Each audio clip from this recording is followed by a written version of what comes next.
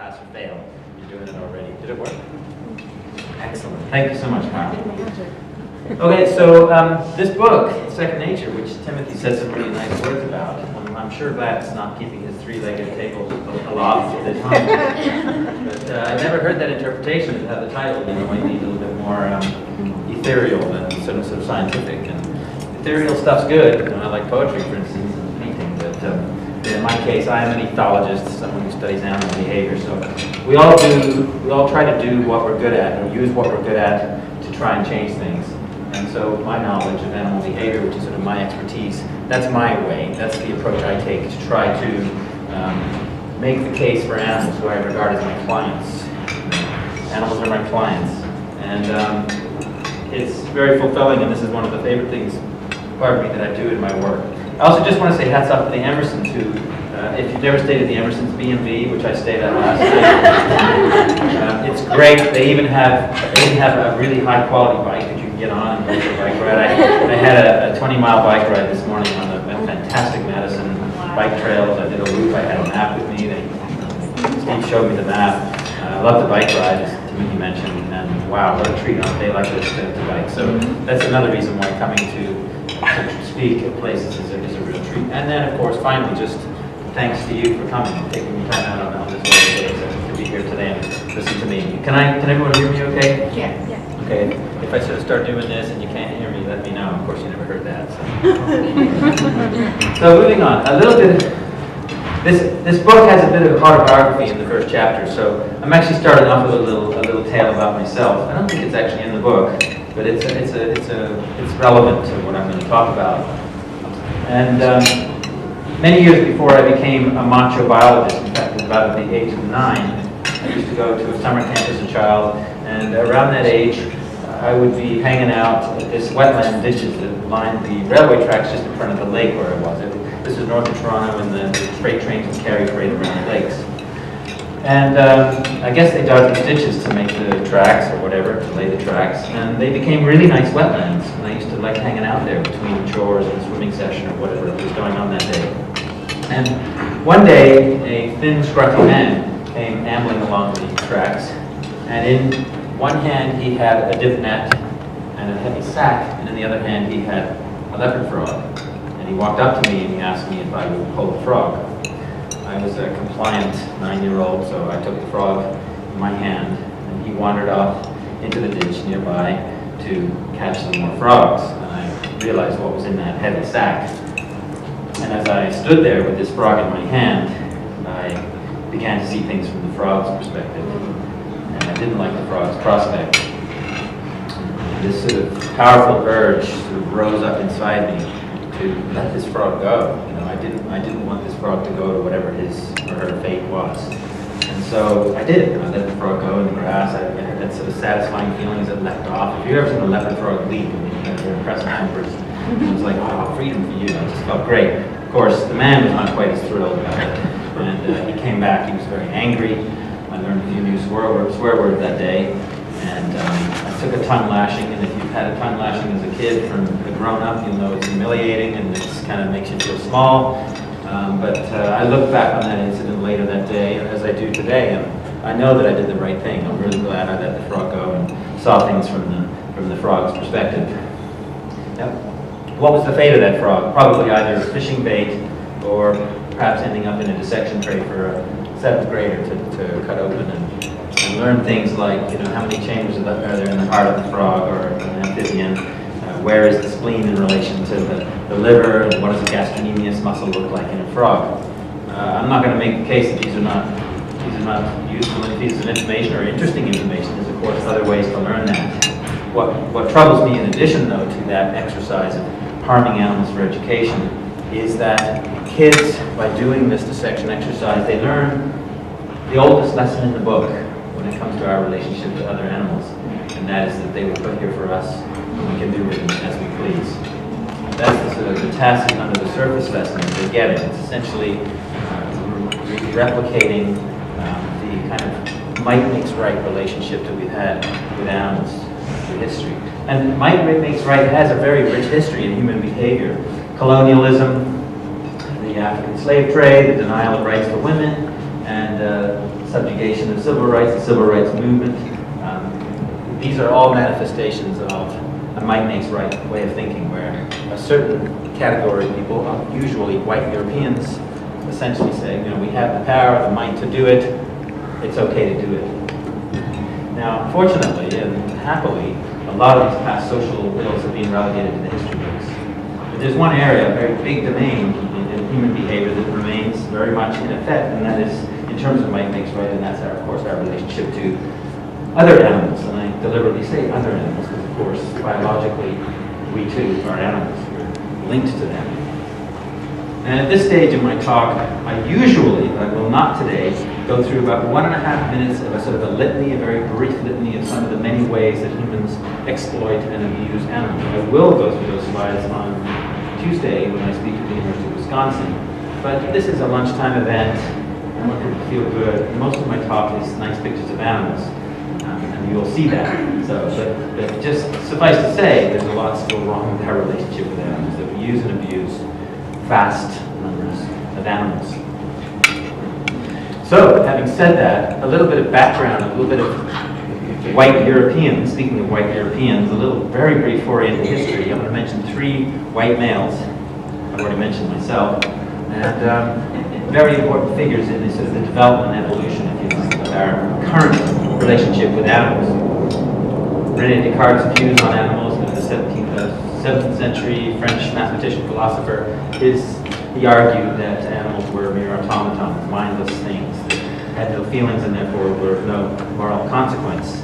A viewpoint that's quite reviled by those who think that animals deserve much better than we give them today. 200 years later, Charles Darwin came along and did a lot to dispel a lot of what Descartes said, because he showed what really was sort of being looked for a while, and what we've been speculating on. You know, is there a real biological connection between us and all the other animals? And you know, the kind of views that were prevailing during Descartes' time were all created from a creator or a god. While that view is still commonly held by people today, nonetheless, regardless of what your religious views are, Darwin showed that we are biologically connected in flesh and blood to other creatures through our evolutionary history. And I think that did a great deal to bring us closer together to other animals. And I think it's playing a big role in the evolution, the ongoing evolution in our relationship with animals. And then the other one I wanted to mention was a 20th century American biologist named Donald Griffin, who distinguished himself back in 1938 when he was a grad student at Harvard University with a fellow student, discovered echolocation in bats. I should add that the bats had discovered this a considerable time earlier. But, so that was notable, and it was really a technological advance where systems for detecting leaks in pipes could detect ultrasonic sounds, and then lo and behold, whoa, they're making these sounds. And that was a riddle solved, and it was a puzzle that scientists have been trying to resolve for centuries. But really, I think Donald Griffin made a much greater contribution to biology several decades later. In the 1970s, he began to write about what's going on out here. What are animals thinking, and what are they feeling? And he wrote a series of books, The Question of Animal Awareness, Animal Thinking, and Animal Minds. And that really started a modern field called cognitive ethology, the study of animal minds, animal thinking.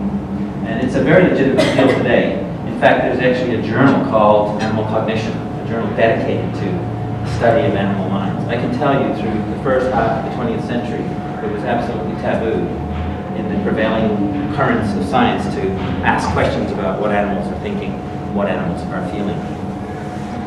So I have to warn you, there's a little pun coming up here, but I think we can thank the likes of Charles Darwin and Donald Griffin for putting the horse before the cart.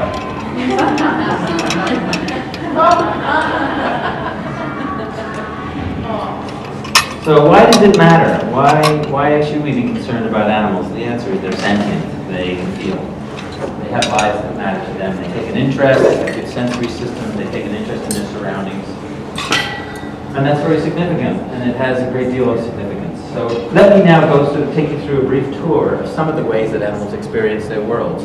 Some of the ways are much like we do, and most of the ways are much like we do, and I think the power of the kind of inner lives of animals message that I try and convey, and some other scientists try to convey, is the sort of the comparative aspect, where we see them as experiencing their worlds in a way that we experience our worlds. And we're apes, we're anthropoid apes, we can't help being anthropomorphic, we see the world through our various senses, and I think it helps to connect with their senses and relate that way. So perceptions are very pertinent, because how do we experience the world? It's through our senses and our perceptions.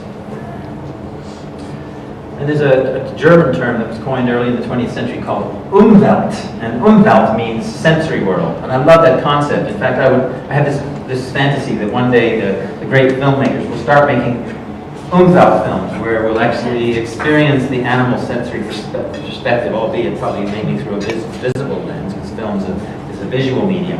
And so, you know, if you're going to do a bird like a rainbow lorikeet, you're going to have two cameras mounted facing out. Their brains, of course, process the information totally differently, but you know, their eyes are on the side of their head, so it's a very different visual world. When you think about how does the brain deal with that? You know, one of the things I love about being a ethologist, it's really an exercise in a form of empathy, a cognitive kind of empathy, where you place yourself in the other animal's sensory world. Because to interpret an animal's behavior, and anyone who lives with a dog knows that it can be challenging to interpret, why are they doing that? It's challenging, but to do that, it really helps to know the biology of the animal. So if we look at a species like these small parrots of Australia, it's a diurnal bird, very visual, and quite tactile and sociable. They have very close bonds. This behavior is actually called kissing, sometimes it's called billing, because scientists are not too comfortable with it being a little bit too closely related to human behavior, and kissing sounds a little bit anthropomorphic, so some scientists don't like to use that word. But it's an animal really whose Umwelt we can kind of relate to more perhaps than, say, this animal, which is, you know, living in the water. I love what D.H. Lawrence said in his poem Fish, and I recommend this poem. It's the only poem I know dedicated to fish. He described the sensory world of a fish as a sluice of sensation along your side. And then he talks about how you're terminally alone. That's not his language, but you swim by yourself. You know, no joining of loins, and he gets really poetic, and it's great stuff. But he just has a way of capturing sort of the senses that we may have. When we think of fish, you know, they're cold-blooded, they live in the water, they're sort of alien forms.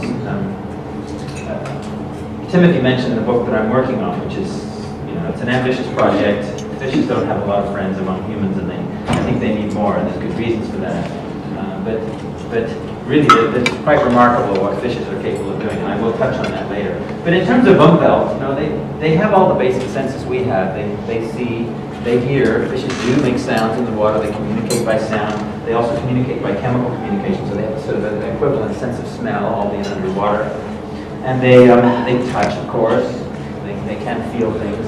They have this lateral line, which is a way to a row of specialized cells that allows them to detect changes in water pressure and movement. Very useful. And they taste. They have a sense of taste. They have preferences like other animals do. So they have an Umwelt, but it's a little bit more alien to us than perhaps the birds. And then we have a fellow mammal, in this case a Mexican free-tailed bat. And here's an animal that because they're nocturnal and they echolocate, it's a bit of an alien thing. Yet, so even though this one is taxonomically, evolutionarily the closest relative among the three animals I've just shown you, its Umwelt maybe is a bit different, a bit alien. They echolocate and they orient in the dark. But yet, you know, the old myth about bats being blind is just that, it's a myth. I actually did my PhD on this species, and they have very good hearing, of course, being an echolocator. So a lot of that brain is dedicated to processing sounds.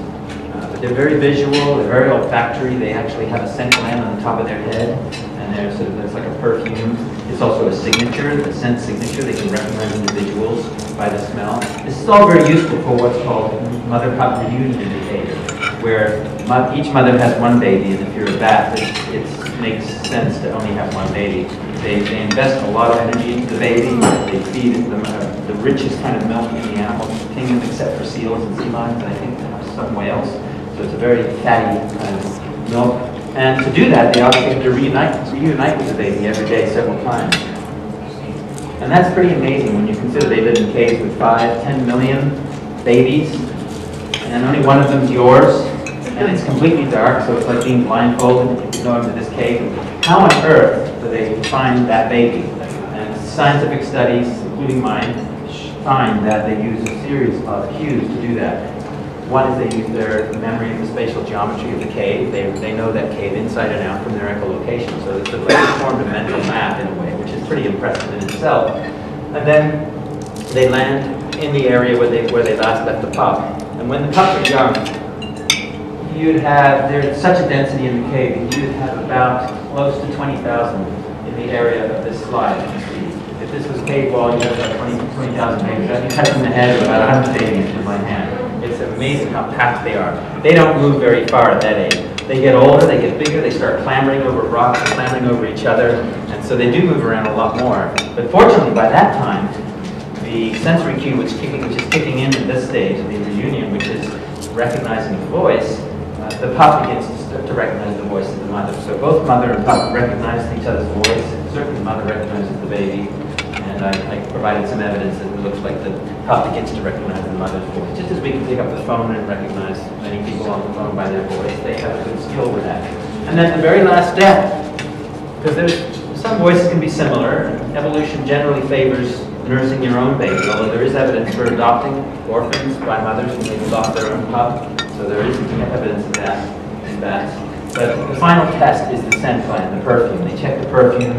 If the perfume matches and the voice matches, then they're quite certain it's their own baby and then they'll nurse. So it's pretty amazing sensory ability that they have, but they combine a lot of senses. And they probably also have they also have a good orientation sense because they can migrate back to their original cave each year. They're a migratory bat, and they find this pinpoint location on the map each year. And migration is a skill that, of course, a lot of birds have as well. And studies show that they actually have a way of visualizing the Earth's magnetic field to do that, at least some birds do. Now, I can't, with my umwelt, my limited human umwelt, I have trouble kind of getting a feel for what it's like to visualize the Earth's magnetic field, or for that matter, to echolocate. Is it all in black and white? It seems like it must be. How can you echolocate colors? I don't think so. But again, keep in mind these bats have vision. They can see colors. So. We tend to be a bit anthropocentric when we assess animals' perceptions because we are anthropoid, as I say. We see things through our own human, ape-like world. And an example of that involves apes was that it was for a long time thought that chimpanzees were not very good at face recognition. Until someone had the bright idea to actually test them on chimpanzee faces. We're humans, and our faces and our individuals look a lot more distinctive to us than chimps do to each other. But lo and behold, you test chimps on chimps, they hang around other chimps, and they're very good at discriminating chimp faces. They're also better than us at recognizing upside-down faces. And if you think of the biology of chimps, it makes sense. Animals tend to be good at what's useful to them. I don't need to define emotions, we know what they are, and they were ignored in animals for a long time, but they're very basic. Emotions arise from the limbic system of the brain. It's a primitive part of the brain, meaning it's been around for a long time. Other animals share it, all the vertebrates share it. The case can be made for emotions in some invertebrates. It's widely accepted now that octopuses, for instance, have emotions. Put your hand up if you live with a cat or dog. Pretty animal-friendly audience, I think, so not surprisingly, almost every hands up. Hands up if you think that they're not emotional. I certainly don't really expect to see a hand there. Occasionally, I speak to schools, and one or two kids might put their hand up. But I don't think there's a lot of conviction between that opinion. Just as an anecdote, one of my cats, following the visit to the vet, one of my cats, Micah, here, was so traumatized that he went on a hunger strike for 40 hours upstairs. He wouldn't come down to eat. And he was not the one who beat the vet. It was actually his sister, Megan. So it says something about the sensitivity of animals that just by association, he'd been to the vet before, he knew the smell, probably the main cue, and then he'd say, oh, I don't like that. If you live with cats, they hate change.